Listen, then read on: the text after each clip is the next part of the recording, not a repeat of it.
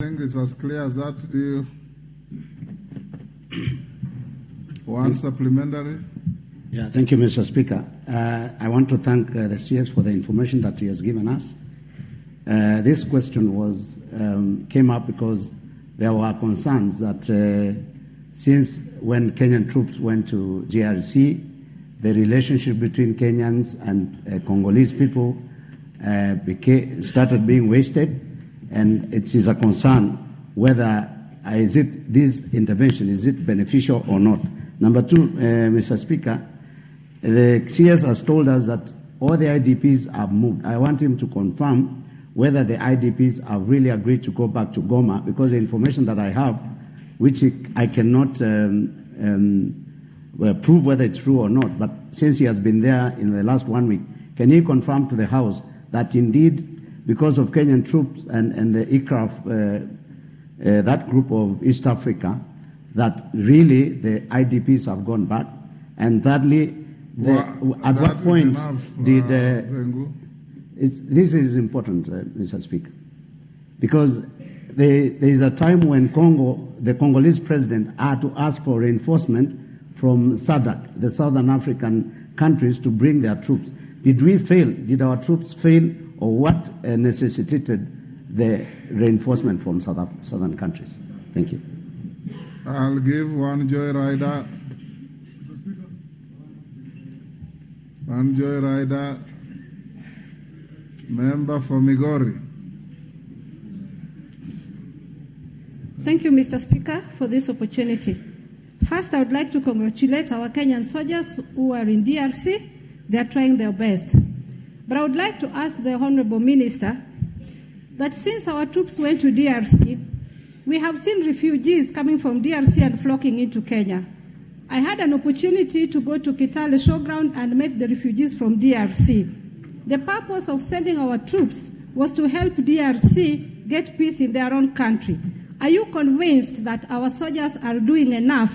Because even in the recent days, there was news that there were some places that the rebels attacked, women were raped, children were killed. Places like Rugari, Kitashanga, Mweso, Kiwanja, they were attacked. And the majority who were killed were women and children. Are you convinced that our soldiers are doing enough? Or if not, why don't you look for another way out to help DRC so that they get their peace and stop being refugees in other people's country? Thank you, Honorable Speaker. Thank you. Okay, Ferdinand, you'll be the second joyrider, second and last.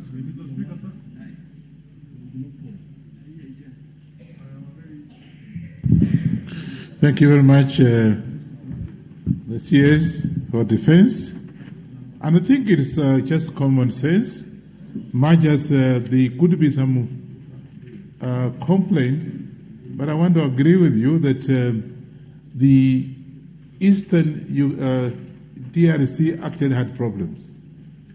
And I think we read widely, Mr. Speaker, the opening of the Eastern DRC has actually enabled us to get most of the export coming through Mombasa to DRC and the growth.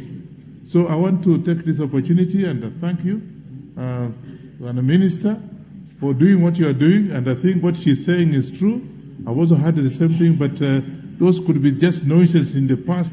But as far as I'm concerned, there's a lot of benefit, and in fact, that has enabled DRC to join the East African community, and we actually, there's a way we're opening up the region. And therefore, I want to take this opportunity to thank the Minister for the work being done. Please keep it up.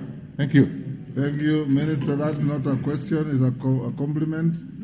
Owen Bayer, you'll be the last. Thank you very much, Honorable Speaker. Honorable Speaker, allow me to ask this question to the Honorable Minister, who is a ranking member of this House. Who was, I think that rank does not go away, Mr. Speaker. Yes. Mr. Speaker, I would like to ask about the Banyamulenge in Eastern DRC, that they have been excluded from the talks that are being headed by the Kenyan delegation led by the former president. The Banyamulenge, as you know, are cross-cutting. They're both in Rwanda and in Congo. But in these talks, they're one of the oppressed organization or community. And unfortunately, when our former president held the talks, they were removed from the table. And they are suffering. And their leader, Professor Lazare, is incarcerated and nobody knows where he is. And they have been asking Kenya to help them. Unfortunately, this information doesn't seem to reach the former president's desk because they have been blocked. Because it is said the former president is friends with the current president of Congo, and therefore he is more siding with the current Congo regime other than accommodating the other. I do not know whether President Uhuru is being an impartial arbiter in the DRC Congo, or he has taken sides and therefore blocking other people who are aggrieved from accessing the negotiation table. And one of the people is Lazare Rukunda. He's a professor. He runs a small university. He was arrested last 2 weeks and he's been incarcerated. He's been held in Comunicando and his family doesn't know where he is. I think, Honorable Minister, you have a responsibility to ensure that Kenya is a good arbiter in these discussions and that everybody in the Congo is protected. I thank you, Honorable Speaker. Minister,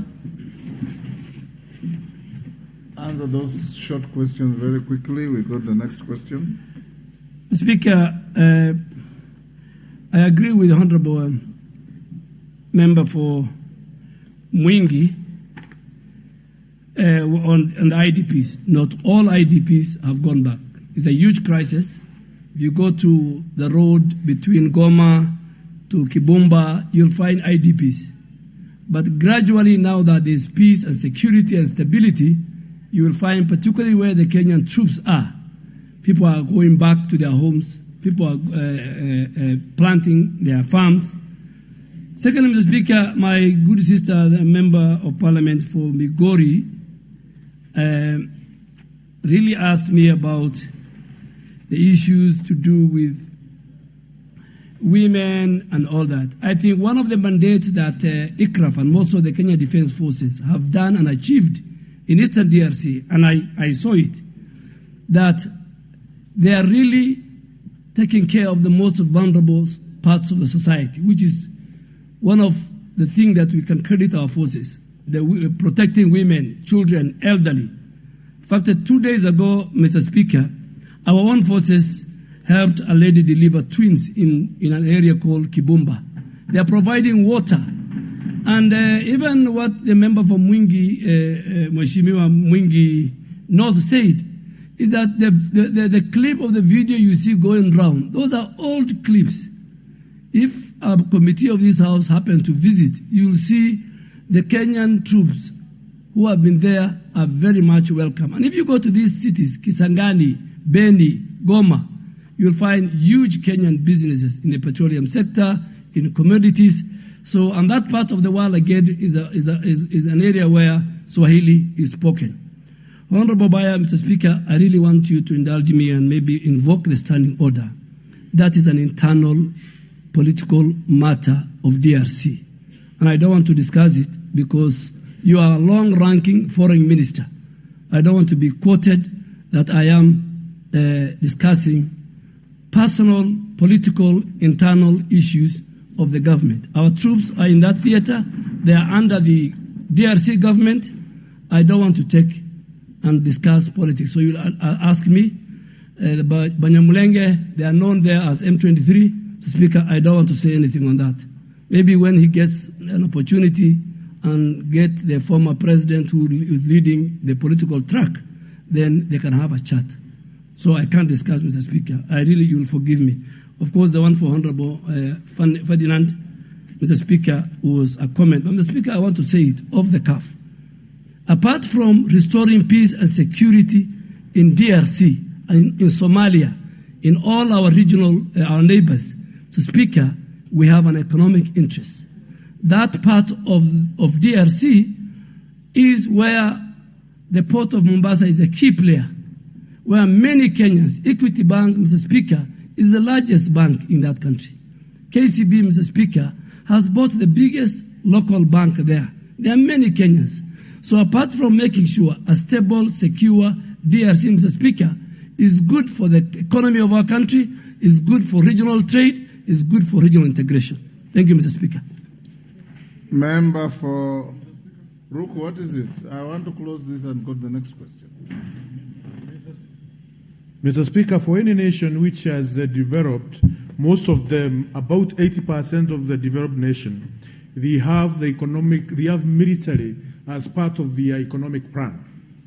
And it will be important if the minister can stipulate clearly what is the military's, how the government is integrating military into the economic plan so that we can be able to come out of poverty as a nation. It is important when the military is deployed in Congo, in Somalia, and many other countries around Africa.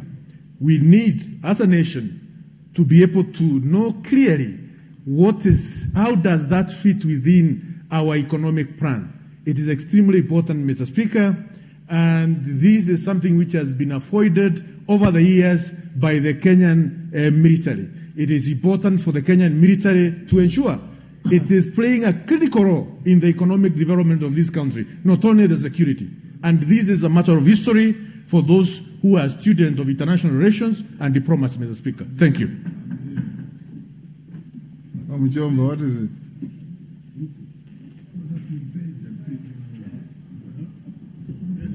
Thank you, Mr. Speaker. Allow me first to congratulate the Minister, the Honorable Ranking Member of this House.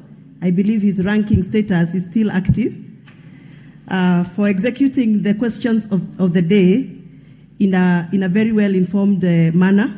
But, Mr. Speaker, I would want to ask the Honorable Bare Duale to tell us what are the deliverables of the forces when they go to such missions, and how do they measure deliverables in comparison with our expectations as a country, just like my colleague, Honorable Ruku, has asked.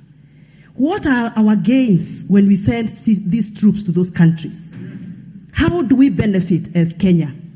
Other than just saying that we have regional peace, how do the individual troops members, our soldiers, benefit when they go to these missions?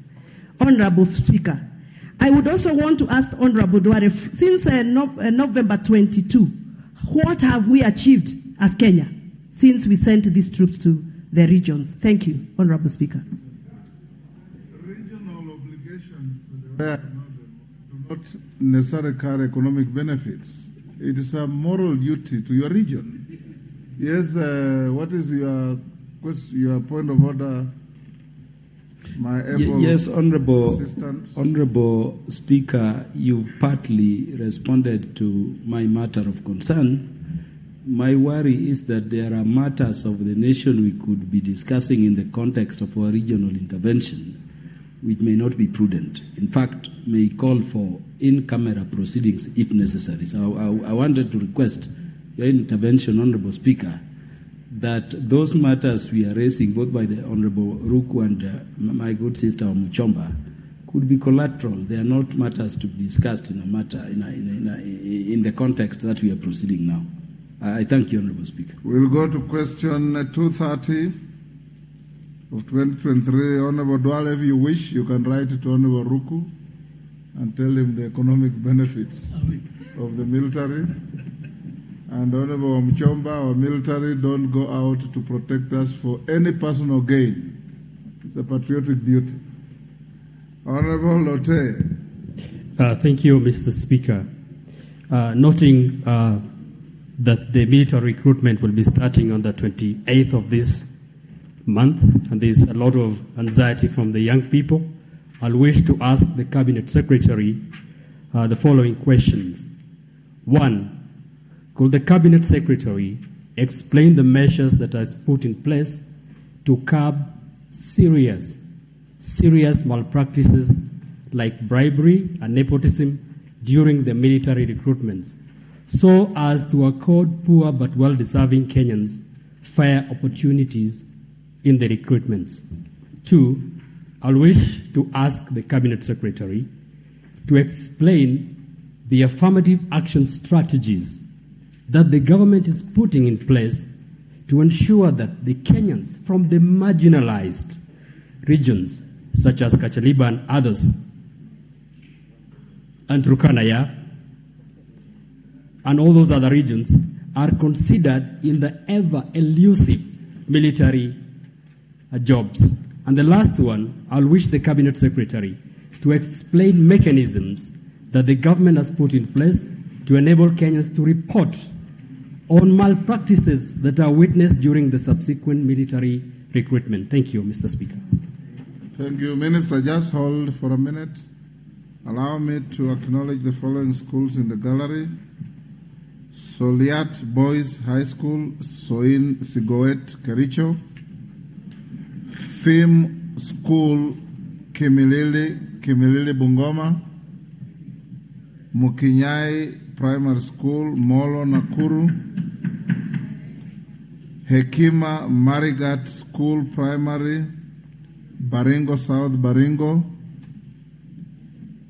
And these are primary schools for Molo, Mwangi Muchuki Primary School, Rombay Primary School, Lawina Primary School, Arimi Primary School, all from Molo constituency, Nakuru County. Minister, indulge me to give the member for Molo 1 minute on behalf of all of us to acknowledge the presence of those schools.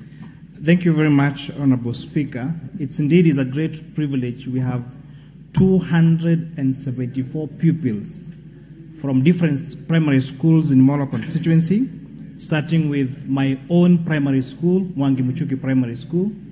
Honorable Speaker, that's one of the most public school in Molo that was hardly known, that produced the Member of Parliament for Molo constituency and the chair for the Departmental Committee of Finance and National Planning. It is this school that produced the first ever MP to be re-elected since the last 30 years, and therefore I'm very privileged to associate with this, my former primary school, Mwangi Muchuki Primary School. It's a great encouragement to the other schools, Mukinyai Primary School, Rombay Primary School, Lawina Primary School, and that's why, Honorable Speaker, every time I get a chance, I invite them to come to Nairobi to observe Parliament proceedings, to see Nairobi, because, Honorable Speaker, in my vernacular there is a proverb that says, "He who does not travel thinks his mom is the only one who is able to cook." So it is their chance to come and see Nairobi and aspire to also be members of Parliament, to be governors, to be president, to be anything that they dream to be. Because if the son of a single mother from a humble background from Mukinyai who went to public primary school, public secondary school, public university can be where he is now, then not even the sky is the limit. And I thank you, Honorable Speaker, for your indulgence. Well, Minister, congratulations for your journey in life. Minister.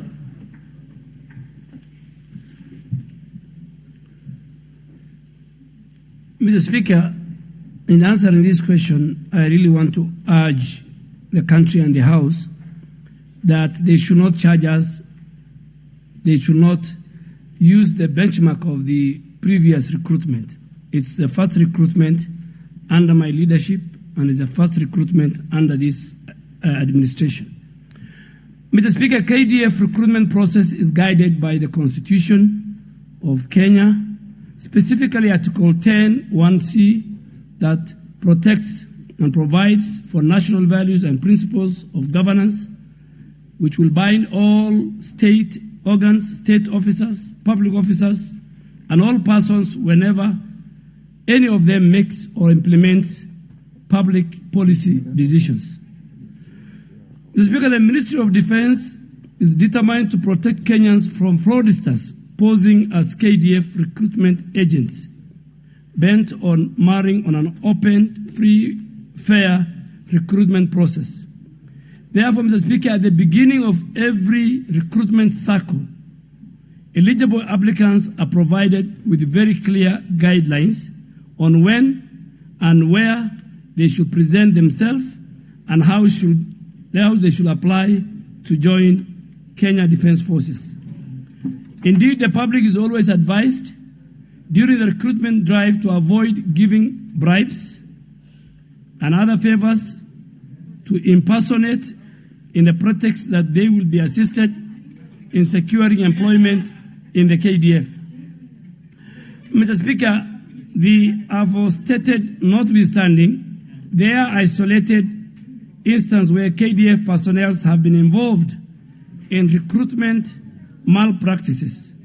And to serve as a deterrence, Mr. Speaker, all suspected cases have been thoroughly investigated. Those found culpable subjected to judicial process in the form of court-martial, often leading to dismissal from service or imprisonment. And Mr. Speaker, the answer which I have provided to this House, I think in about 5 to 6 copies, I have attached Annex A that provides into the status of the completed and ongoing cases of individual officers and more so general officers who were prosecuted since the last recruitment, which was in July of last year. Mr. Speaker, that annex will show you the rank of those officers. It will show you the crime they committed, and all these officers faced the court-martial precisely because of recruitment. Mr. Speaker, the second question was explain the affirmative action strategies that the government is putting in place to ensure Kenyans from marginalized communities and regions are considered elusive for military jobs. Mr. Speaker, if you allow me, I think the evolution was to solve marginalization. I am sure there are issues, but I think the term marginalized, Mr. Speaker, will be a thing of the past very soon. Mr. Speaker, KDF is conscious of the country's ethnic diversity and always promotes a national outlook among its ranks. And even you look at the hierarchy and the leadership of Kenya Defence Force, Mr. Speaker, on the face of it, represents the face of Kenya in terms of diversity, tribe, religion, and the region they come from. This is predicted, Mr. Speaker, is predicated on the Defence Force's primary role of defending and protecting the country on the basis of inclusion. Therefore, Mr. Speaker, the distribution of slots, selection, and development of KDF human capital is inherently reflected on the face of Kenya on the account of equity as required in our Constitution. One of the guiding principles, Mr. Speaker, in KDF Act of 2012 that stipulates that recruitment must reflect the diversity of the Kenyan people in an allowable proportion that ensures that the composition of the command of KDF also embraces the principle of equity and inclusivity. And Mr. Speaker, since I took over as a Minister for Defense, one of the principles that I say people will remember for me as a Minister for Defense is to make sure that the rank and the leadership of Kenya Defense Forces reflects the diversity and the communities in our country. Therefore, equitable distribution of slots to counties, sub-counties, and divisions in some places always are computed at the planning phase of the recruitment cycle, and they are based on the following parameters. Number one, national population according to the latest national census. 2, population and demography in each county, sub-county, and in some cases, some divisions. 3, KDF human resource needs on the current manning levels among KDF officers, service members, and constables. 4, current number of officers, service members, and constables from each sub-county. So, Mr. Speaker, we look at holistically the numbers of our human resource in Kenya Defence Forces. And based on that, we will look at the numbers from each sub-county. And based on that, we will create slots for every county, for every sub-county in our country. So, Speaker, sometimes we look at the socio-political variables, rural versus urban, marginalized groups and indigenous groups. Speaker, finally, the recruiting officers are required to submit to the Defense Headquarters daily returns to satisfy the defense leadership that quotas are being enforced. So, Mr. Speaker, for example, in a sub-county in Bungoma County, if the number to be recruited were 8 or 10, Speaker, just like IBC, we have a command center at the defense headquarters. On real time, the moment those 7 are recruited, their ID, their names, their age, everything is submitted to make sure that in between, Mr. Speaker, there were many times people were making were using a lot of corruption, where 7 people will go to the recruitment center, they are told you have been taken, and in the evening they are chased away and replaced with other people. Speaker, I really want to assure you, this House, because we are oversighted by the representatives of the people. Myself and General Ogola will make sure that the moment the 7 are recruited, our command center at the defense headquarters in real time will receive them so nobody in this recruitment can change anything. And I want the House to take me to charge on that matter, Mr. Speaker. Speaker, finally, was the question of explaining the mechanism that government has put in place to enable Kenyans report malpractices witnessed during subsequent. Speaker, first, before I tell the country the mechanism, I want Kenyans not to bribe our officers. That's the beginning. Because the bribe taker, there must be the giver. So there are people I'm sure who are watching me. Some of them are conmen, some of them are fraudsters, some of them make cash during the recruitment. Parents, I want to talk to the parents of Kenya. Don't bribe anybody. Let your son and daughter present themselves at the recruiting center, and our officers are under obligation to make sure that each and every Kenyan is given an opportunity. So, Speaker, the Kenya Defence Forces recruitment drive has a lot of adverts, free to all eligible candidates.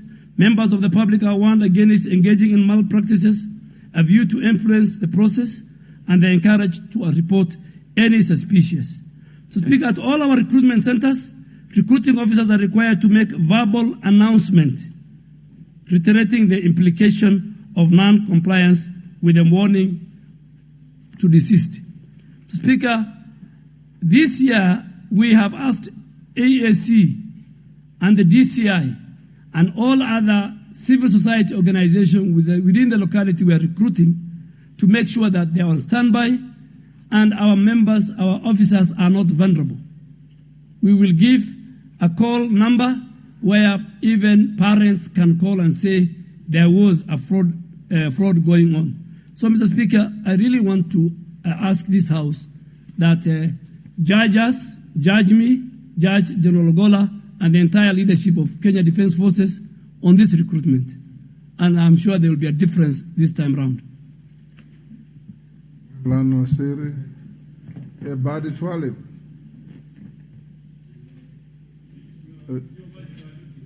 Bed Simba of Kisauni. Yes.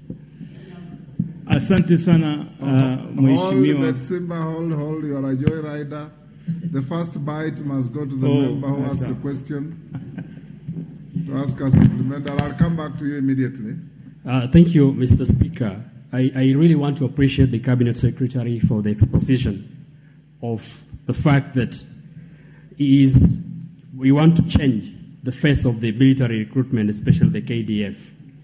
That is a very good admission and also a very good way forward from the Cabinet Secretary. Mr. Speaker, as we speak today, I think I speak on behalf of many of the parents. And the reason why I raise this question is on the basis that from the villages where I come from, parents are selling land now. And there is a price already for the job. So what the Cabinet Secretary has said is good, but I want it to be put in practice, Mr. Cabinet Secretary, because it is very easy to speak, but the young people that are actually agitated and worried want a voice that comes to you, and that is the voice that Lotte today is giving before you. Two, when we talk about marginalization, and we say that because of the sub-counties and the counties and the sub-locations, that positions are going to be given, I wish the Cabinet Secretary to note that even within their locations, there are people that are marginalized from there. So that if you go to a place like Kacheliba, for example, there will be the powerful people that will come from wherever to take those jobs from them because they are weak. I want the Cabinet Secretary to assure this House and to assure Kenyans that what you have said today, that there is no bribery.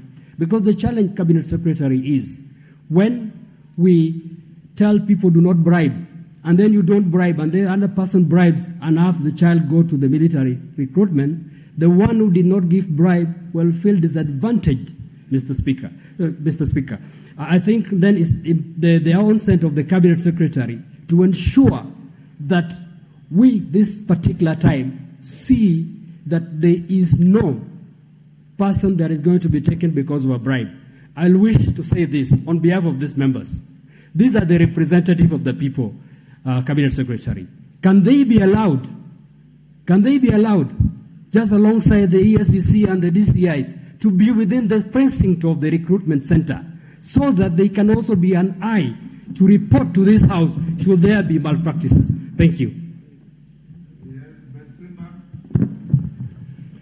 Asante sana Mheshimiwa Spika kunipa nafasi ya kuuliza swali la ziada. Waziri wa Ulinzi, tuna imani na wewe na tuna imani kwamba kutapatikana mabadiliko. Lakini swali langu ni, nimekusikia ukisema kwamba usajili wa wanajeshi uko huru. Lakini kuna Wakenya ambao wanakatazwa kujiunga na jeshi kwa sababu ya kimo chao. Na si wagonjwa, wanavaa viatu, wanavaa masuruale na wana afya, lakini wanakataliwa kwa sababu wanaambiwa ni wafupi. Na hiyo ufupi wao ni kwamba ni Mungu ameomba hivyo. Kwa nini mnawanyima wasiunge na jeshi? Na hao na imani kama mnaona ni wafupi, hao ndio wanaweza kumfikia adui bila kuonekana. Kama Wachina ni wafupi zaidi na ni wanajeshi, kwa nini tunawanyima wa Kenya wanajisikia kama wao hawawezi kulinda taifa lao? Kwa hivyo Mheshimiwa Waziri, hilo jambo litakaniwa tuliangalie kwa makini sana na tuseme uhuru kama hao tumeweka nje. Asante sana. Thank you. I intended only one joyrider. Yegon. Okay.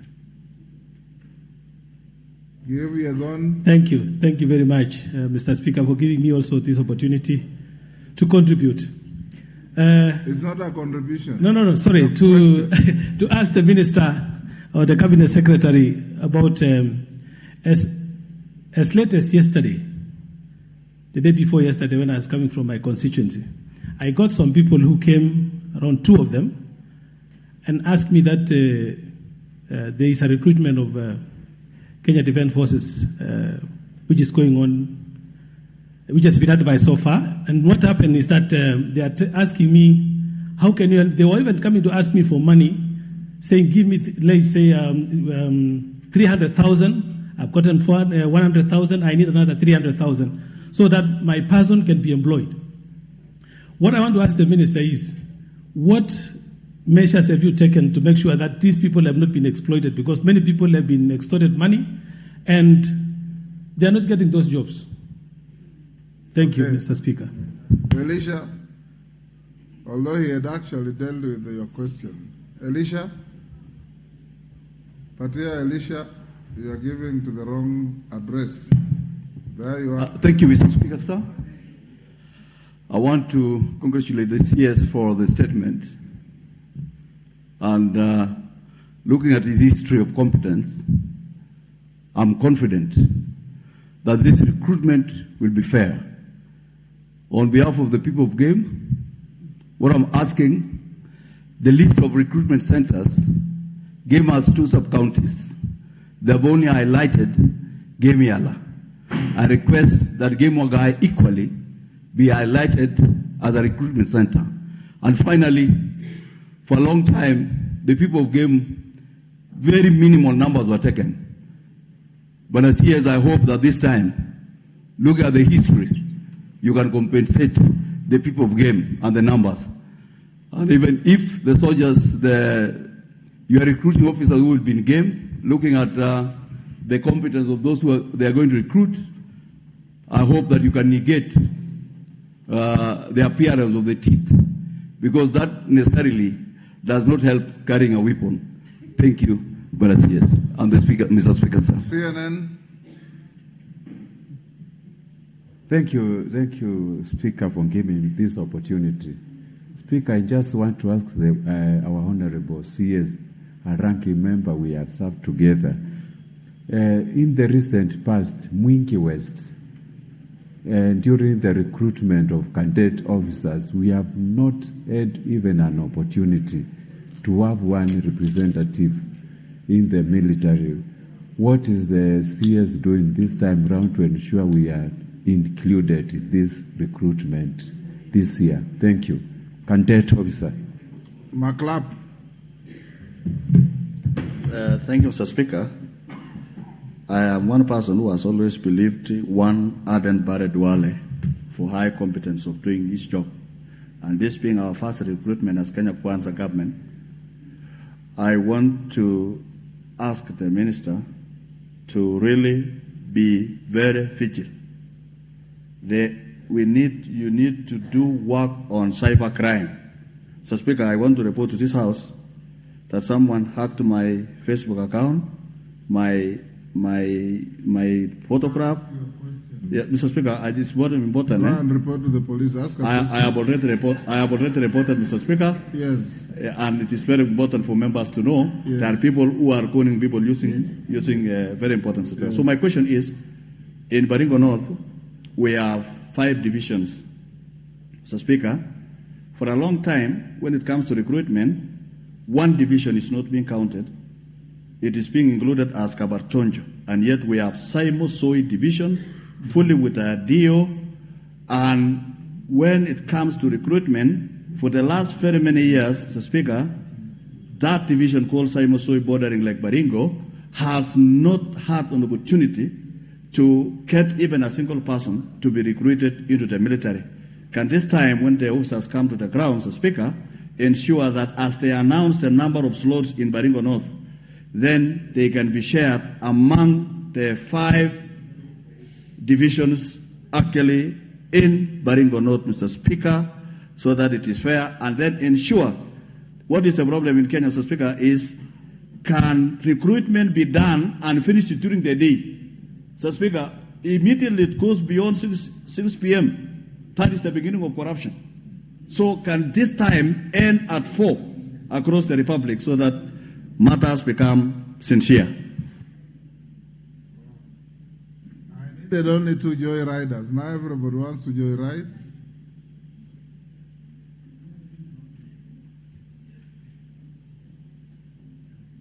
Yes.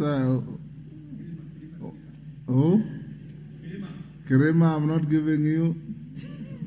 You are soliciting. Okay. Is that Kagombe?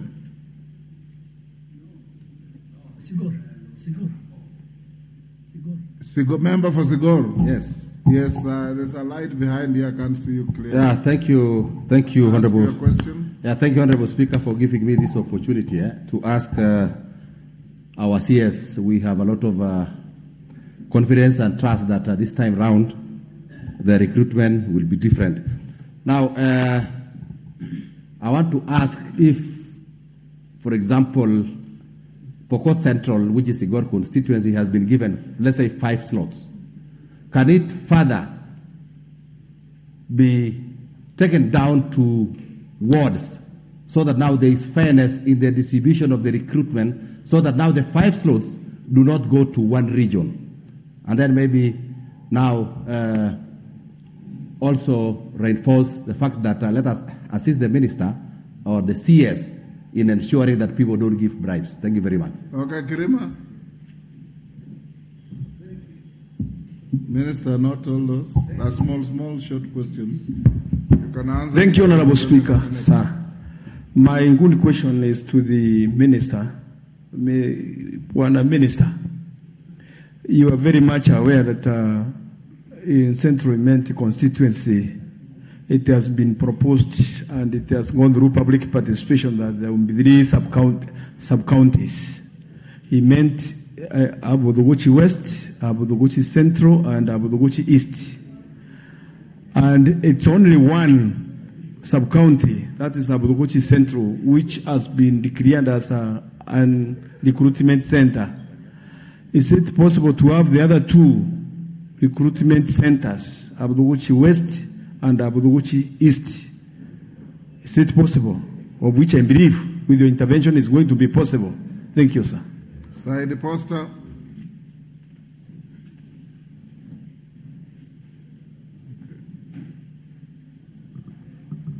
Thank you, Mr. Speaker, for this opportunity. Speaker, recently I went through the papers and saw Tana River County is also considered for this recruitment. But surprisingly, the recruitment center is Wayu.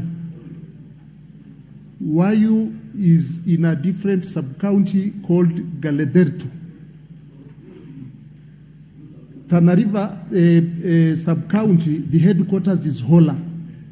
So I wanted assurance from the minister that the recruitment for Tana River sub-county will be done in Hola, but not Wayu, which is in Galedertu sub-county. Thank you, Mr. Speaker. Minister.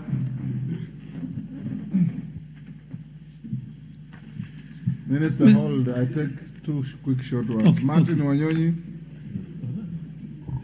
Thank you, Mr. Speaker. My question is just simple to the Minister. The Speaker, last recruitment in July, we saw recruitment centers that have been gazetted being changed around 12 a.m. in the midnight. So can really Minister assure the House that the recruitment centers that have been gazetted will not be changed at the detriment of many of the youths who want to participate in this process? Finally, Mr. Speaker, the newly gazetted administrative units, this process is still relying on the old administrative units. Can the Minister collect this process with the current gazetted and operationalized administrative units, Mr. Speaker? Thank you. Minister, wacha ajibu hiyo kwanza. Mr. Speaker, there's a number of colleagues, members of parliament, or with a common question on sub-counties. And I want to state it here, number one, to Martin, Honorable Martin, that no center will be changed. At midnight, all the centers now have been published. They're in the newspapers, they're in our website. And I want to assure you, particularly under this administration, no center will be changed. But for the sub-counties, some which have been combined, for example, Honorable Member for Galole, your governor, your leadership are in consultation with our leadership at Defense Headquarters. We will make a decision. And a number of other sub-counties, we are going to make a decision. Already leaders have arrived at our offices. So the sub-counties, but the issue of sub-counties is a matter of the Ministry of Interior. We generate our list from Interior. And there are some counties which already have not been operationalized, and maybe they have a good reason. So I think we will also consult the Ministry of Interior. The Speaker, Honorable Lotte, the originator of this matter, I want to tell him that members of parliament, MCAs, politicians are no-go zone at our recruitment centers. So please don't go. You have no business there. Because you must have a business. EAC have a business. The police have a business. The youth who want to be recruited have a business. So members of parliament are not allowed.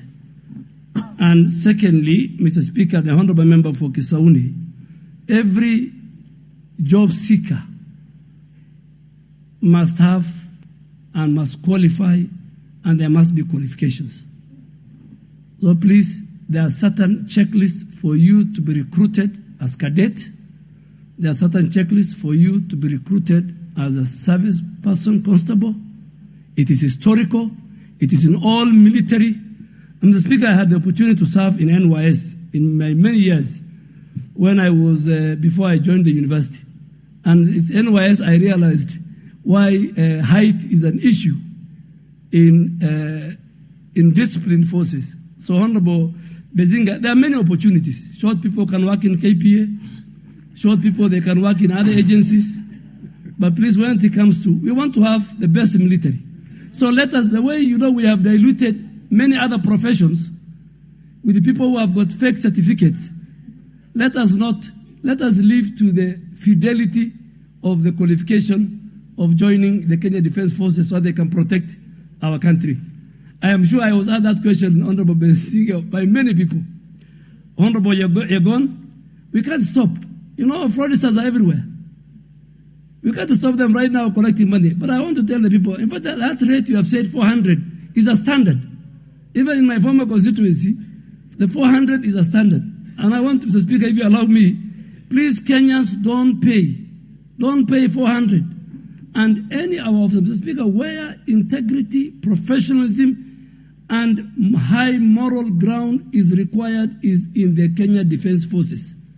Any of our officers who wants to participate in bribery, he has no place in the Kenyan Defence Forces. That we are telling them. They can do it somewhere else. Honorable CNN is the same. I think we will discuss. Please join us at the Ministry of Defence, talk to the leadership. Honorable Elisha, the same on sub-counties. I think that is a matter which is recurring. Member for Baringo North, yes, in certain situations, we deal with and the Speaker, the member is not here. This is the problem I used to have when I was the leader of majority. That members ask questions even in committees before the answer is said, they leave. So I think good thing is when you ask a question, it's good you you wait for the answer. Absolutely. Yes. Honorable, my good friend, member for Baringo North, he asked a question and he has disappeared. But our ranking member... Maybe he has taken my advice seriously and he's gone to the police to report. Yes, I think he has walked to the nearest police station. Mr. Speaker, I think I have a member for Sigor, yes. Baringo Central, when we have a recruitment center, we recruit from Kenyans. The basic qualification, number one, is an ID card. So we cannot say, you must come from that sub-county or that county. But we cannot say, no, we have to balance divisions. That, I think, is not very tidy for our officers to do. Honorable Kirima, the same thing on sub-counties, which we are going to deal with. And Honorable Said, the same. Mr. Speaker, the common theme, and I think that one I really want to ask members who have not had discussion with our leadership on the sub-counties and why some have been merged. We are ready until before the 28th so that we can resolve those issues. Thank you. Next question, Mama Zamzam. Your hand has been up in the air throughout. What is the problem? No, I have a question to Mheshimiwa Waziri. So many people are asking about recruitment. Me, I want to ask about the safety of our soldiers while they are working.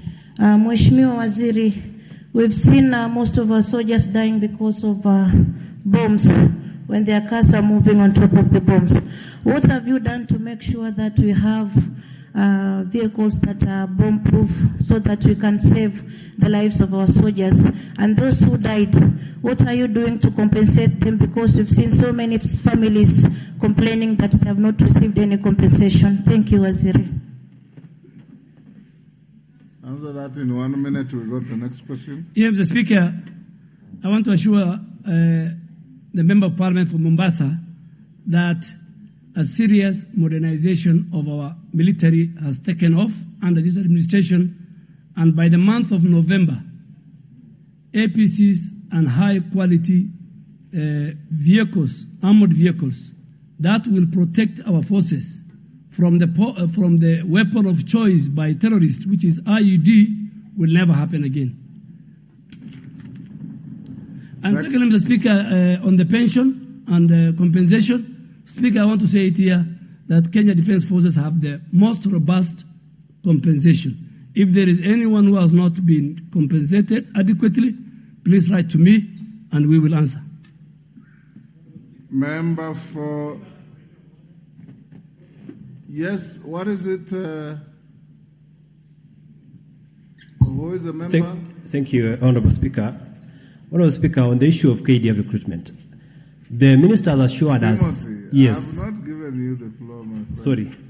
But go ahead. Members desist from that kind of conduct. Go ahead. As an independent member of Parliament, Honorable Speaker, we also have a right to be heard in this House. Honorable Speaker, I have a question directed to the Minister. He has assured us that the process will be free, will be fair, will be transparent and credible. Honorable Speaker, is the Minister willing to resign if the process is compromised and is found not to be free, not to be fair, not to be transparent and credible? Will the Minister be willing to resign? Mr. Speaker, the procedure of a minister resigning, the procedure of the removal of a minister lies with the powers of this House. Next question, 311, nominated member, and the Honorable Timothy Kipchumba. The chair does not, and the speaker does not look at any member in terms of party. Your legitimacy in this House is equal to each and every other member, whether you are independent or elected under the cover of a party. So don't have any of those blinkers. Nominated MP Ali Abdisirat. We must make progress. We have many questions we need to deal with. Thank you, Mr. Speaker. And thank you, Waziri, for having time. My question is as follows. Could the Cabinet Secretary provide timelines within which the family of the late Ms. Naima Abbas Amaina and the late Ms. Elama Abbas, who was expectant, would be compensated for their murder on 7th of April 2019 within an abandoned Kenya Defence Forces camp in the Diff area of Wajir County, due to an explosion from an exploded ordnance that resulted in their dismemberment. Two, clarify whether KDF is considering providing psychosocial support to the immediate family of affected family affected by this incident. And lastly, Mr. Speaker, outline the plans underway to clear landmines and any other explosives in the northeastern area, including Wajir and Samburu, that were left after military activities in that region that pose significant threat to the safety of the local residents. Thank you, Mr. Speaker. Very well, Minister. Mr. Speaker, this matter of the late Ms. Elima Abbas, who unfortunately and very sad during this incident was an expectant, and Mrs. Naima Abbas, who was 13 years old, is a very, very sad matter that happened in 2019 near our KDF camp in Diff area of Wajir County. Is a matter that we discussed at the Defense Headquarters. And Mr. Speaker, through your guidance, we have, in conclusion, felt that when this matter went to court, Kenya Defense Forces won the case. But as part of our relationship with the communities in those regions and in many places, Mr. Speaker, we want to engage and I want to ask the Member of Parliament to provide us with the next of kin of Mrs. Naima Abbas and Ms. Elima Abbas, so that together we can work out an affordable compensation program which the Kenya Defense Forces want to undertake, and I want to be counted on that. So, Mr. Speaker, I think this matter should not be discussed, because we have decided that despite the court ruling, we want to, out of our social corporate responsibility, KDF values communities, because communities give us land, communities work with us in intelligence, communities do a lot of business with our camps, and because the mother was expectant and the child was 13 years, out of moral ground, Mr. Speaker, we brought our heads together, the Defense Council, which I chair, and we have found out, under the leadership of General Ogola, we have found out that we will engage the Member of Parliament, we will engage the next of kin, and we will provide the appropriate compensation, notwithstanding the court ruling. Very well, Minister. What's your point of order, Honourable Member? Thank you, Mr. Speaker, and thank you to the CS. I wanted to get a clarity from CS when he said members are not supposed to go in the recruitment, because that's part of our oversight role. So I thought he needs to tell us, because it's within the Constitution. Thank you. Well, that matter was already stayed over and wound up, and therefore I only gave you a chance because you rose on a point of order. However, that matter is already spent. So let's allow the Honourable Member who had asked the question to proceed with the first bite of supplementary. Thank you, Mr. Speaker. I take this opportunity to most sincerely thank the Defense Secretary for having discussed the matter internally with his team, and has assured us that he is doing something. Because the family has suffered. Indeed, they have suffered. In fact, the father of those teenage girls who perished have become, senile due to that incident. So mine is to thank the Minister for Defense for coming up with that amicable solution. Thank you very much indeed. Very well, Honourable Member. Yes, Honourable Umi, proceed with your question. Thank you, Mr. Speaker. I would like to also thank the Cabinet Secretary for his great efforts in answering the questions. But my issue is still within the issue on security. Currently in Garissa, we have the gun welding people who are killing each other left, right, and center, and we've been dealing with it for the last 1 month and the last 1 year. Maybe just to bring to the attention of the Cabinet Secretary, how far has that issue gone? The area is within township, which is also happens to be the area he was the Member of Parliament before.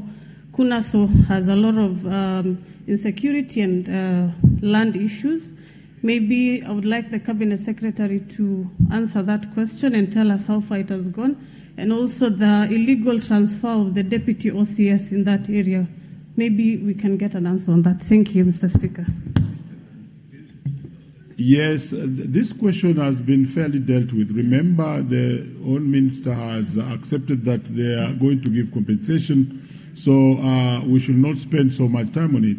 But, however, Honourable Minister, as you'll be answering just the question asked by Honourable Umi, remember that you have not really answered part 3 of that question, outline the plans underway to clear landmines.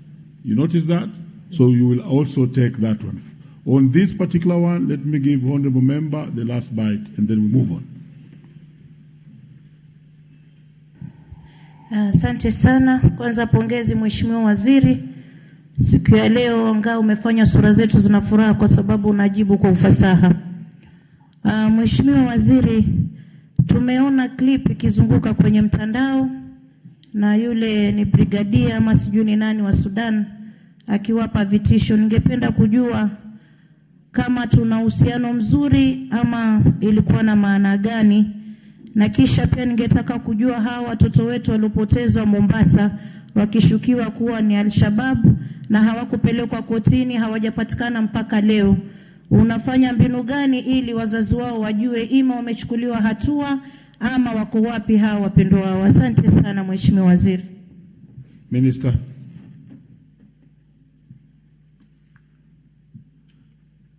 Mr. Speaker, I think as a former ranking member, you need to help me guide the House, because supplementary questions must ideally relate to the question that I'm answering. And I really want to ask my good sisters that the matter you are asking me are more of the Interior Minister. My business and the business of defense is to protect the territorial and sovereignty of our country, so the borders. But please, that video of the brigadier of the Sudan, in quotes, Sudan National Forces, please treat it with the contempt it deserves. That is not how military officers worldwide communicate. So if he was a member of the Kenya Defence Forces, he would have appeared before a court-martial, and now he should have been in jail.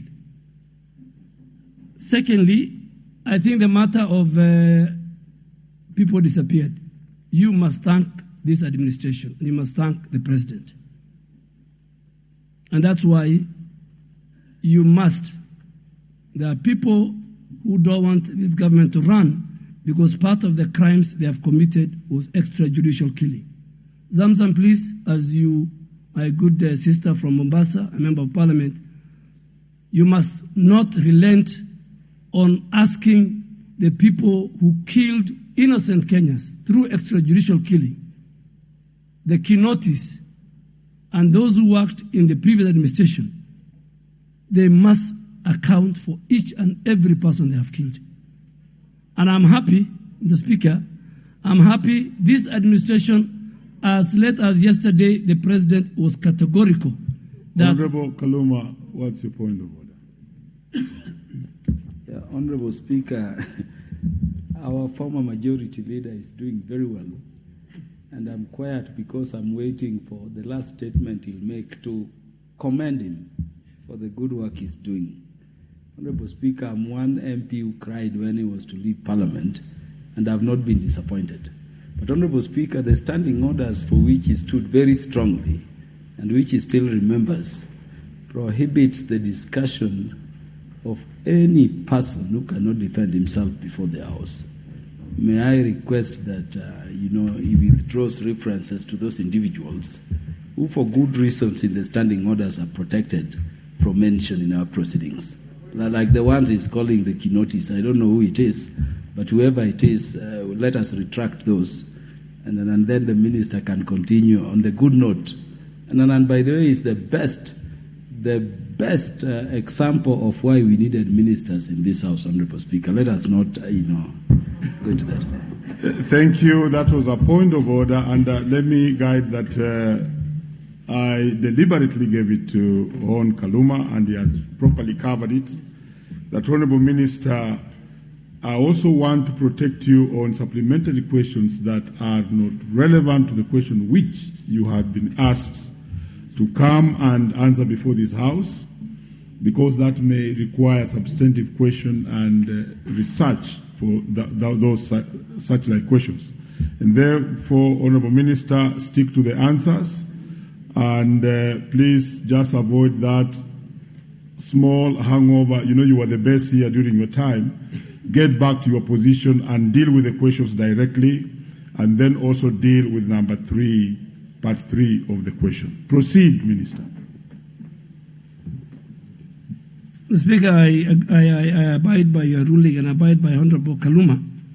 But unfortunately, I was taken that route by the two gracious lady from Garissa and Mombasa. Sometimes when you are taken off Mombasa Road and you are taken to Bunyala Road, sometimes you might, you don't know what you're doing, but Minister, you noticed they took you off route, yes, and they are taking you in a place where you are best at, but please go back. Yeah, so I've gone back. Proceed. And I'm sure, but let me, because Honorable Umbi is a gracious lady from my county and town, I want to assure her that there's no place for militias and gangs, not only in Garissa, for every. When we start dealing with them, both the interior and defense, because Our base is around that place, the Modica base. When we start dealing with them, let us deal with them as criminals and not as clan members. And we are coming there. It's our duty to make sure that each and every Kenyan is safe. Mr. Speaker, the last part was on what we are doing on these explosives in parts of northern Kenya. Speaker, the KDF training activities, which we do in many counties in the north, are conducted in conformity with the regulations and standing orders which provides guidelines on safety measures depending on the form of training being undertaken. In this regard, training is normally implemented in designated areas, and activities are followed by comprehensive clearance of an exploded ordnance to ensure and secure public safety. In addition, Mr. Speaker, the KDF periodically deploys explosive ordnance disposal teams equipped with specialized kits to deter and dispose of explosive materials that may either be buried in the ground or concealed by vegetation. Finally, Mr. Speaker, we also do sensitization of local communities to the dangers and hazards of handling unexploded ordnance, which is a continuous process that the Kenya Defence Forces undertake. This also is conducted even within our areas that we do train our troops. Thank you, Mr. Speaker. Very well, honourable members. We move to question 312 of 2023 by the honourable member for Moyale, Honourable Guyo Jaldesa. Proceed. Thank you, Mr. Speaker, for giving me the chance to ask this question. And I also join the other colleagues in welcoming Honourable Duale to the House. Could the Cabinet Secretary explain the circumstances under which the Kenya Defence Forces settled in other camp, Moyale constituency, and whether the prevailing conditions in the area are still justify their continued presence? Question 2, provide details. Could the Cabinet Secretary provide details regarding the source of the land provided to KDF for settlement and whether there exists an agreement between the local landowners and the government regarding compensation? And finally, could the Cabinet Secretary provide justification behind KDF's decision to place beacons in people's homes, schools, mosques, and farms, which have been perceived as an attempt to acquire additional land, and further enumerate the corporate social responsibility, the CSR initiatives taken by KDF since its settlement in Moyale constituency in 1980. Thank you, Mr. Speaker. Minister.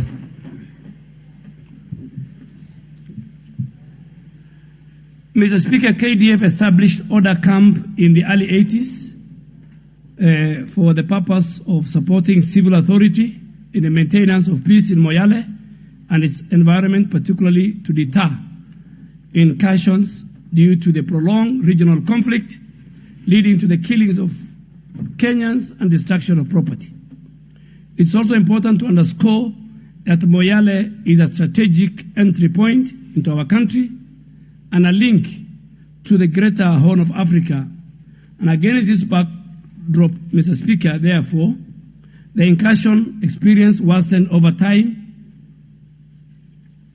reaching their peak in the 80s and continue to date, though on a reduced scale owing to increased security measures. And I'm sure, Mr. Speaker, Honorable, my good friend, Daktari, needs a camp more than any other place because of the insecurity in those parts of the country, which I think the KDF will deal with. Two, Mr. Speaker, there's cross-border cattle rustling as well as human, arms, drug, and contraband trafficking, which is rampant, and the camp plays a critical role working with other multi-agency team to mitigate this growing challenge that is compounded again by the emergency of terrorism. Three, Mr. Speaker, prior to the establishment of Order Military Camp, incursions threatened to completely disrupt the socio-economic activity of the local communities However, due to the security umbrella provided by KDF and other multi-agency team from ORDA, within the framework of working with other security players, Moyale town and its environs today is thriving economically. It's one of the best cities, Mr. Speaker, where you can find even a 5-star hotel. Mr. Speaker, the KDF continued presence at Order Camp is desirable, it is important, and is part of our strategic military posture to secure Kenyan borders by enabling proactive response to challenge. So, Speaker, if you look at the strategic plan of the Kenya military or KDF, you'll find now we are going to establish, and some we have over 5 military camps in Turkana, in West Pokot, in Marsabit, in Garissa, in Wajir, in Mandera. This is part of making sure that within the conflict in the Horn of Africa, we secure our borders from South Sudan, Somalia, Ethiopia, and all our neighboring countries, Mr. Speaker. We have 5 neighbors, 5 land neighbors, and 1 sea neighbor. Mr. Speaker, the second question was provide details regarding the source of land provided to KDF. As stated previously, KDF, Mr. Speaker, occupied Order Camp in Golbo Ward, Moyale constituency in the 80s, the 1980s, to mitigate security challenge in the then Northern Frontier District. This was one of the measures to defend the country from external aggression, thus forming a basis for then the County Council of Moyale to allocate 827 hectares of land for military use. In this connection, Mr. Speaker, the Ministry of Defense initiated formal acquisition of the land in the year 2000s, when it became mandatory for all government and public land to be documented. The process, Mr. Speaker, was however not completed in time, therefore necessitating further engagement with the county government of Marsabit in 2019. Later, Mr. Speaker, the county government of Marsabit, relying on the unapproved Path Development PDP of 2004, formally allocated KDF 242.8 hectares of land to the Ministry of Defense. Then Ministry of Lands, Public Works, Housing and Urban Development, Mr. Speaker, during the planning and survey in 2001 and 2003, respectively, established the total acreage of land to 827 hectares. The Ministry of Defense, Mr. Speaker, therefore, followed due process of land allocation and has it in custody the allocation letter by the county government of Marsabit, the public participation report, the approved PDP, and survey plans. The last question, Mr. Speaker, was to provide justification behind KDF's decision to place beacons in people's homes, schools, mosques, farms, which have been perceived as attempts to acquire additional land.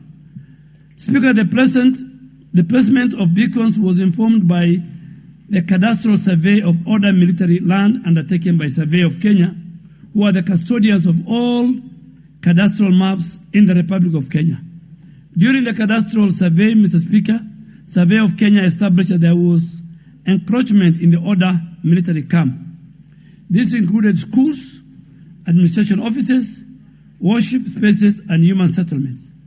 With reference to corporate social responsibility, Mr. Speaker, Minister of Defense has been instrumental in promoting peace and security in the area through provision of water by constructing water pans, boreholes, drilling during the recent drought, and in areas such as Eledimtu, Gandile, Farole, Idido, Bubisa, Demo, and Saku. Mr. Speaker, I really want to urge the Honorable Member for Moyale. Since the time I became the Minister for Defense, we have made a deliberate attempt to make sure that we work with the communities very well. We had serious land dispute in Eldoret in our training camp, and we have sat with the leadership of that county, and we have resolved our outstanding issues. We are now talking to the leadership of Isiolo County, where we have a historical land dispute with our training bases. We are convening a meeting with Meru County. So every county, and Mr. Speaker, I want to undertake that honorable member for Moyale, no school will be demolished, no mosque will be demolished, no health facility will be demolished. We will sit with you. We will sit with the leadership of Marsabit. Kenya is big. Marsabit has enough land.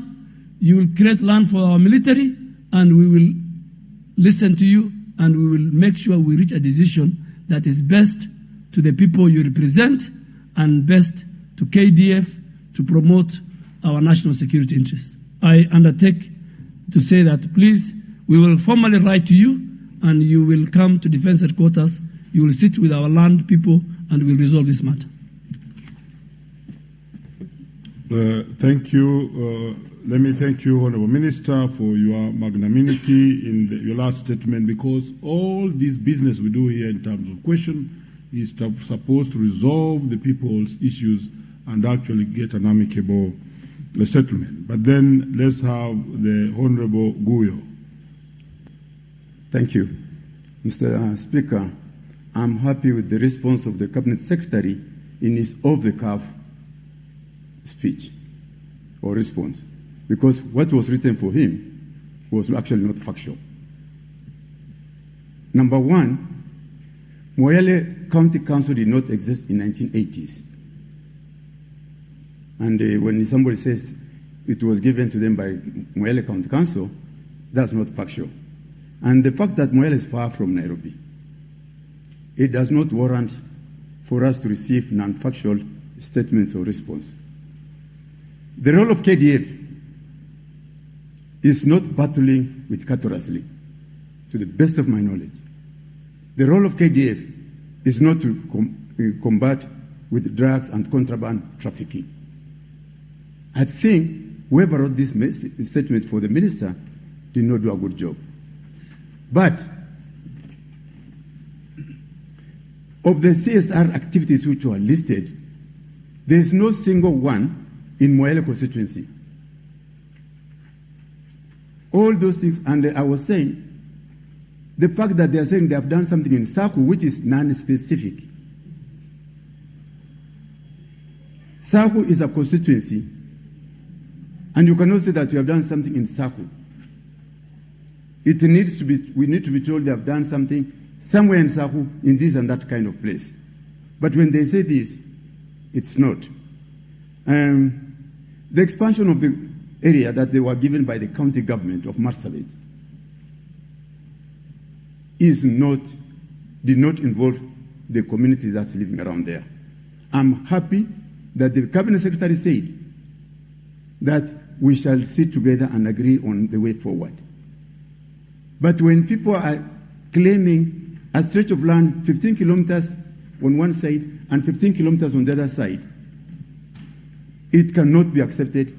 The people on the ground will not accept that, and it's a cause of conflict with the people and the government that we want to serve loyally. So the county government, if they get anything, any land that people are occupying, and I'm happy that you have promised to the House and the nation that no school will be demolished, no homes will be demolished, no farms will be taken away. We have some vast areas of land that we can actually give to the army if they want that kind of land. Areas which are even strategic in prevention of Honorable crimes. Guyo, this is question time. So really, what you are all saying must be put in question form. It is actually, I put them. Please. So, I do trust and respect the CS. I want to make a request that through you, the Speaker, you authorize the Defense Committee of the House to go on a fact-finding mission to see that area for themselves, so that when things don't work the way we want, the people, the Defense Committee will be in the know. Thank you, Speaker. Very well. Any supplementary question? There being no other supplementary questions of that, Minister? Mr. Speaker, Honorable Jaldesa is a very respectable professional. But I want to go on record that county councils existed in the 80s. And there are members of this House who their fathers were chairs of county councils. Now I'm talking about county council. So Marsabit County Council controlled Moyale then and not now. Two, Honorable Speaker, KDF has silenced the guns in North Rift. What are we dealing with in North Rift? We're dealing with cattle rustling. So it's our function. One of the functions which this House has approved. Today we can be called to deal with cattle rustling. We have silenced the guns in North Rift. We have silenced the guns in Marsabit County, where the member comes from, where ethnic animosity and deaths happened. I come from that region. And that's why we are building, he knows we are building serious military camps, both for our external, to deal with aggression from Ethiopia and other areas, but to deal with internally. So Speaker, today the member knows Marsabit is the biggest gateway of drugs. He knows it. And please, because drugs is going to destroy communities. If a drug dealer, a consignment passes through our roadblocks as we are looking for terrorists, we will deal with it. So it's our mandate. We have a function to protect the country both from outside aggression and from inside aggression. So Speaker, I have offered a solution, but I am seeing the member wants to go a long route of involving the Committee of Defense and Foreign Relations. That is his choice, Mr. Speaker, because it will give him extra bonga point. It will delay his time. But I can assure you, I have given you the shortest route if you want us to amicably resolve this matter. I am telling you to walk to Defense Headquarters. In our conference room, we resolve this matter like the good leaders of Uasingishu, like the good leaders of Isiolo who are coming, like the good leaders of Meru County. And I really want to ask this House, any county or constituency that has a land dispute with the Kenya Defence Forces, our first point of call is let us sit together. Because the defense, our forces must always project a posture of community. We love the community. So if you want to go to the committee, well and good, the committee will summon me and I will bring all the documents, all the ownership. But if you want to help the people of other, who I'm sure are listening to me, good leaders look for quick solutions. I'm offering you a quick solution. Please, our defense headquarters is less than 2 kilometers from this parliament. Next week, Monday, come to us. Come with the great leaders of Marsabit, including our deputy minority whip. Come with our governor. Come with Honorable Saku. Come with all the MCS. We resolve the matter amicably. But if you want to take through a Honorable Koech-led committee, I am ready for it. Thank you. Very well. I think in all, there's good spirit to get an amicable solution for that. And Honorable Member, for your requests, whether we can take the matter to the Defense Committee. Indeed, we changed our standing order so that the questions can be asked from here. But if need be, and after you will have visited the Defense Headquarters, if you are so willing to do so, and you still feel that we take the matter to the Defense Committee, you will advise me and I will do so as you have requested. Yes, what's your last bite? Thank you, Mr. Speaker. I will go by the suggestion that we go to the Defense Headquarters. If that doesn't solve the problem, the other option is still open. But now that our brother Duale is from the north, and I expect him to be understanding, then let us go to the Defense Headquarters. The only problem, I think he should give us a date now. He said Monday, and therefore as soon as possible. Monday. Time? Honorable Member, we can have a tete-a-tete. We are in the House. Thank you. Let's move to question 313 of 2023 by Honorable Member Phyllis Batu.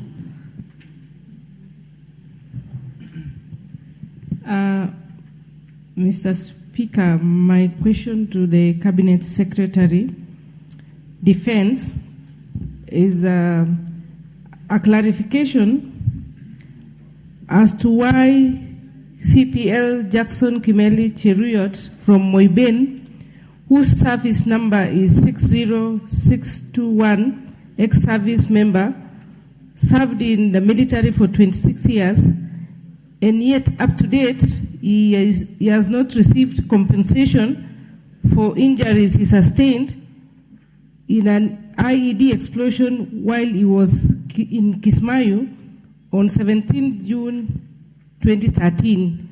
That time, he was operating a water bowser during the performance of his duties.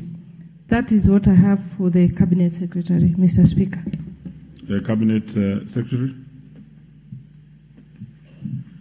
Speaker, in tandem with the service regulation of KDF, a medical board was conducted in 2014. It recommended compensation to the service member at a rate of 50%.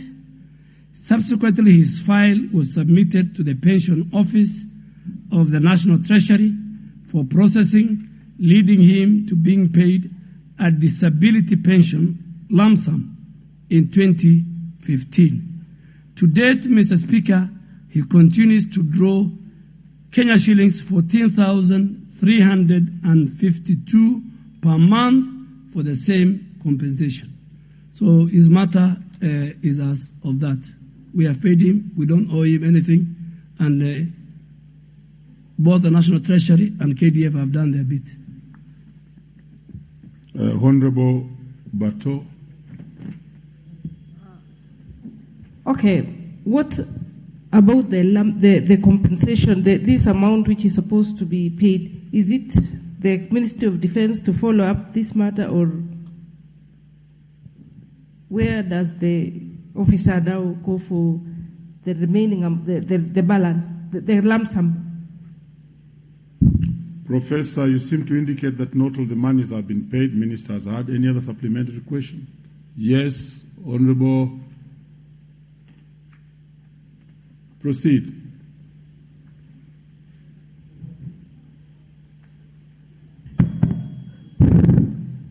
Thank you, Mr. Speaker.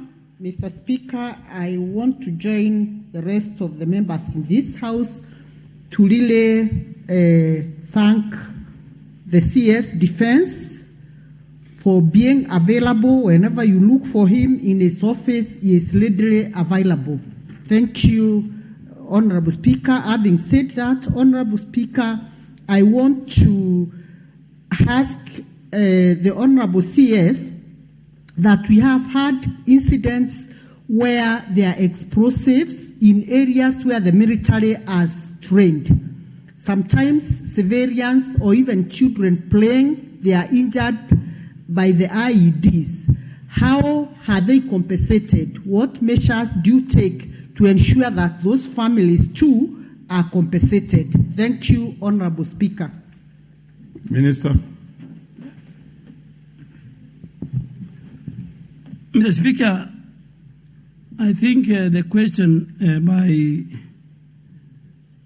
by Honorable Phyllis Bartow, I think my question is very clear. Maybe the member did not, your ex-corporal Jackson Kimeli did not give you, of Kenya, 3rd Kenya Rifle, did not give you full details. I have said it according to our regulations. A medical board was conducted in 2014, and it recommended compensation for this service member at a rate of 50%. Subsequently, all the process up to the National Treasury was undertaken for processing, leading to him being paid disability pension lump sum fund in 2015. To date, as per our regulations, he earns 14,352 per month on the same compensation. Those are factual. If he's not getting it, we are ready to provide evidence. I think the second question, Mr. Speaker, even though I've answered earlier, that must be the member of parliament, a member of Embo County, if I'm right. Where? Meru. Not Meru. Honorable Yes. Minister, proceed. That's Yes. the honorable member for Meru. Nominated. Nominated, yes, Thank you. Mr. Speaker. The former trade union. Yes, Mr. Speaker, it is good, particularly when you're in the House and it's on live TV, it's good to mention members by their names. Then one time, Mr. Speaker, you are in the House, you say that one. It's not, so I didn't want to go that route. I think I've answered, and I'll give the answer, that we have an elaborate plan to make sure that all the ordinance we use during training does not affect our members of the public. But I'm sure the clerk at the table office or at the front can give an answer, which is I've elaborated here to the nominated member from Meru. Thank you, Mr. Speaker.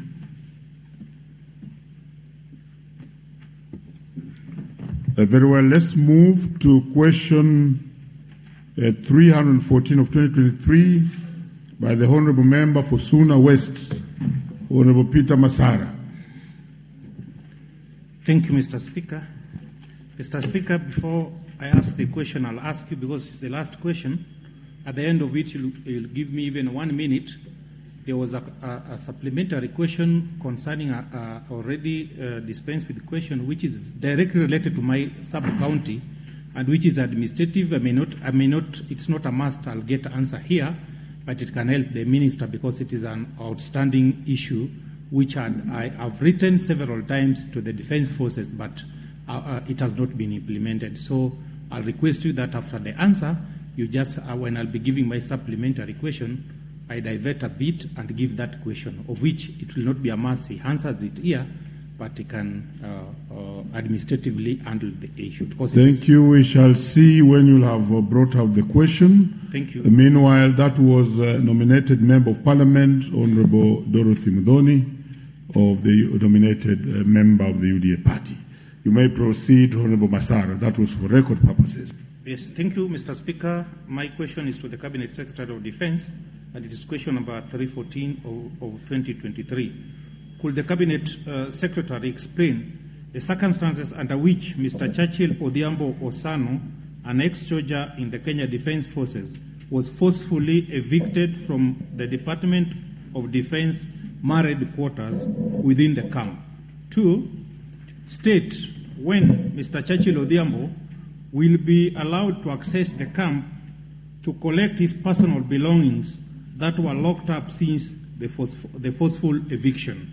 And finally, state when Mr. Churchill Odhiambo will be paid disability pension and compensation since he was discharged from the service on medical ground as a disabled person on 31st August 2019. Thank you, Mr. Speaker.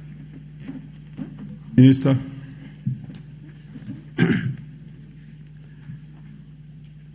Mr. Speaker, ex-senior Sergeant Odhiambo vacated the barracks as his run-out date, ROD, of 30th August 2019 approached, abandoning his family therein. Speaker, so his date of discharge was on 30th of August 2019. And before then, he abandoned his family therein in the camp. Efforts to have him return to the barracks to hand over the government quota was very unsuccessful.